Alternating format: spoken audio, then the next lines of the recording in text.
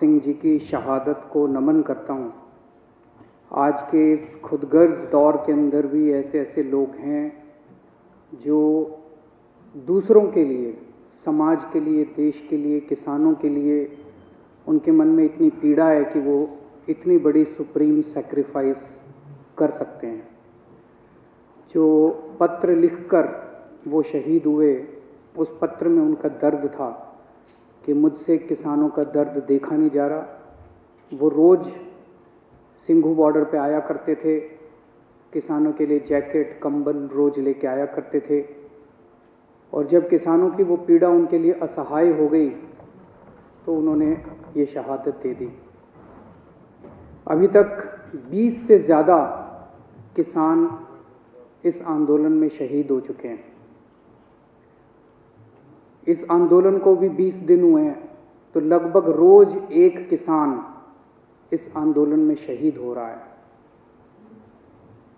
मैं केंद्र सरकार से पूछना चाहता हूं कि और कितनी शहादत और कितनी जान आप लोग लोगे उसके पहले कि आप इस देश के किसानों की बात सुनोगे।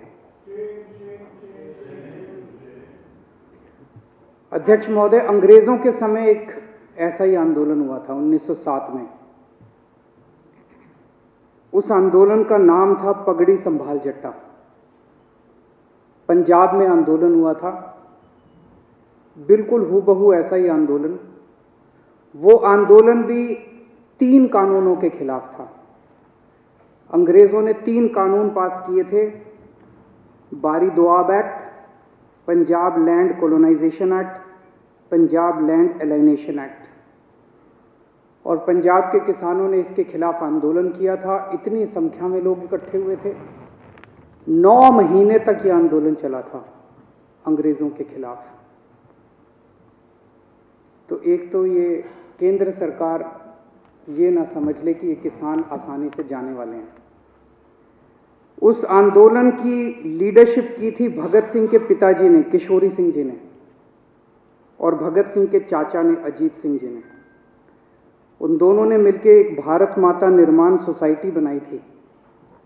उस सोसाइटी की लीडरशिप के अंदर वो आंदोलन हुआ था इन 3 कानूनों को खारिज करवाने के लिए। उस वक्त भी अंग्रेज सरकार ने कहा था थोड़े अमेंडमेंट कर देते हैं। कई राउंड्स ऑफ डिस्कशन हुए थे। अंग्रेज सरकार ने कहा कि इसमें थोड़े बदलाव कर देते हैं, लेकिन किसान डटे हुए थे कि हमें 3 कानून वापस करवाने हैं, और अंत में अंग्रेजों ने 3 कानून वापस लिए थे। मैं सोच रहा था कि भगत सिंह ने क्या इसी बात के लिए कुर्बानी दी थी कि जब देश आज़ाद होगा तो अपनी सरकारों के खिलाफ भी इसी किस्म से आंदोलन करने पड़ेंगे। आज़ाद भारत के अंदर भी इतने लोगों को अपनी जान कुर्बान करनी पड़ेगी। आज कितने किसान हमारे सिंघू बॉर्डर के ऊपर सुप्रीम सैक्रिफाइस दे रहे हैं। एक एक किसान भगत सिंह बन के वहां पे बैठा हुआ है। केंद्र सरकार कह रही है कि किसानों को कानूनों का फायदा समझ नहीं आता। तो केंद्र सरकार ने अपने सारे बड़े दिग्गज नेता, जितने बड़े बड़े इनके नेता हैं, उनको उतारा है कि समझाओ, और वो समझा रहे हैं। आज योगी आदित्यनाथ जी, जो भारतीय जनता पार्टी के बहुत बड़े नेता हैं, उत्तर प्रदेश के मुख्यमंत्री हैं, वो टीवी में आ रहा था, शायद बरेली में 20,000 किसानों की रैली उन्होंने की। उनको कहा गया भाई इन 3 बिलों के फायदे समझाओ, तो फायदे समझाने लगे वो। मैं सुन रहा था उनका भाषण। तुम्हारी जमीन नहीं जाएगी, ये फायदा है क्या? वो तो थी अभी तक, अब जाएगी नहीं, मतलब ये क्या फायदा है?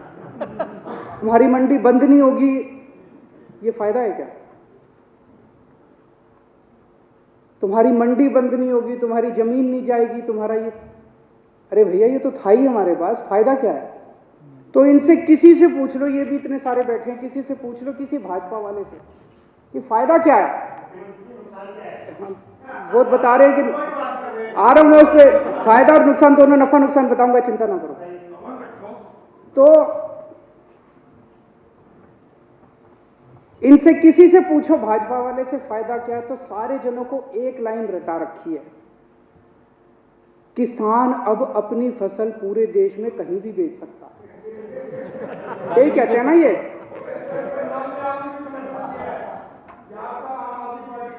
तो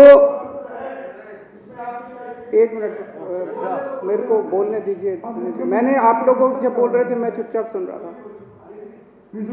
मैं आज धान का एमएसपी 1868 है। उत्तर प्रदेश और बिहार में ये 900,000 रुपए में बिक रहा है। मेरे को बता दो कि पूरे देश में मेरा बिहार और उत्तर प्रदेश का किसान कहां ये फसल बेच के आए कि इसको एमएसपी से ज्यादा दाम मिल जाए। हवा में बात करने से क्या फायदा है, कहीं भी बेच लो, कहीं भी बेच लो। अरे कहां बेच लें, बताओ तो सही। अब हमारे देश का किसान पूरे देश में कहीं भी बेच सकता है। वो देश का किसान कहीं भी नहीं बेचेगा। उनको भी पता है कि कौन बेचेगा। उनसे पंजाब में खरीदेगा, उत्तर प्रदेश में उनसे 800 रुपए में बेच के वही बड़े बड़े पूंजीपति इतनी महंगाई कर देंगे कि वो पूरे देश के अंदर इसको महंगा बेचेंगे। ये किसानों के बेचने के लिए कानून नहीं बनाया गया। तो कहा जा रहा है कि किसानों को भ्रमित किया जा रहा है। किसानों को भ्रमित नहीं किया जा रहा, भाजपाइयों को भ्रमित किया जा रहा है। सारे भाजपाइयों को अफीम खिला दी है और अफीम खिला के कह दिया ये रट के बस यही बोलो। मैंने आज पूरा भाषण सुना योगी आदित्यनाथ जी का, उनको भी नहीं पता इसका क्या फायदा है। वो पूरे भाषण में वो भाषण था इसी बात के लिए कि किसानों को बताना है कि इसका क्या फायदा है। आज सुप्रीम कोर्ट में केस था, कल भी था। हमारे वकील ने सुप्रीम कोर्ट में खड़े होकर कहा कि किसानों की मांगे जायज हैं, किसानों की मांगे मानी जानी चाहिए। केस इसलिए था कि दिल्ली के बॉर्डर के ऊपर किसान बैठे हैं, इसलिए ट्रैफिक की दिक्कत हो रही है। हमारे वकील ने खड़े होकर कहा जी इसके लिए केंद्र सरकार जिम्मेदार है।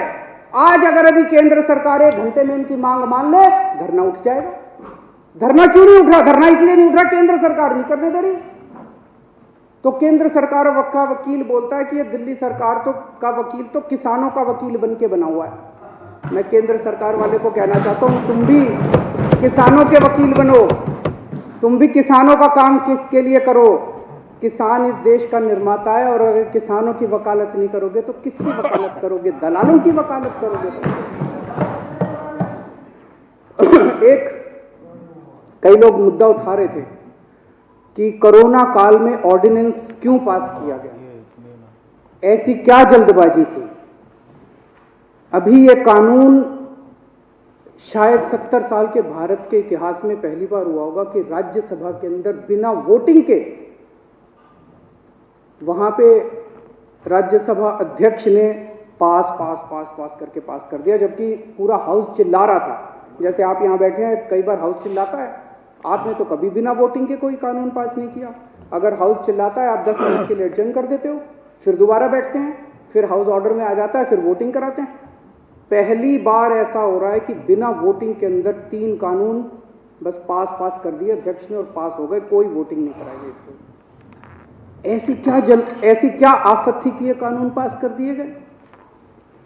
पिछले 6-7 साल से आप लोग देख रहे हो कि भारतीय जनता पार्टी ने चुनावों को कितना महंगा कर दिया। कितना पैसा खर्च होता है चुनावों के अंदर, कितना पैसा खर्च होता है। ये कानून किसानों के लिए नहीं बनाए गए, ये कानून भारतीय जनता पार्टी के चुनावों की फंडिंग कराने के लिए बनाए गए। इसको ये देश जितनी जल्दी समझ ले, किसान तो समझ गए, बाकी देश भी जितनी जल्दी समझ ले उतना अच्छा होगा। तो अध्यक्ष महोदय, मैं इसका समर्थन करता हूं और ये 3 कानून हैं, ये तीनों कानूनों को मैं सदन के सामने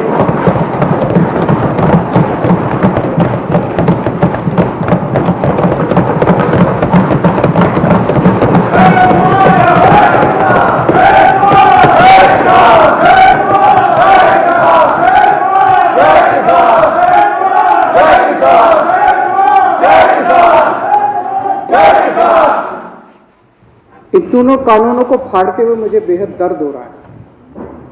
मेरा बिल्कुल मकसद नहीं था इसे फाड़ने का, लेकिन आज जब मेरे देश का किसान सड़कों के ऊपर 2 डिग्री टेम्परेचर के अंदर सड़कों पे सो रहा है और वो तकलीफ में है, तो मैं अपने देश के किसान और अपने देश के जवान के साथ गद्दारी नहीं कर सकता। मैं भी पहले इस देश का नागरिक हूँ, मुख्यमंत्री बाद में हूँ। तो आज इन तीनों कानूनों को ये विधानसभा खारिज करती है और केंद्र सरकार से अपील करती है कि किसानों की बात मानते हुए अंग्रेजों से बदतर मत बनो।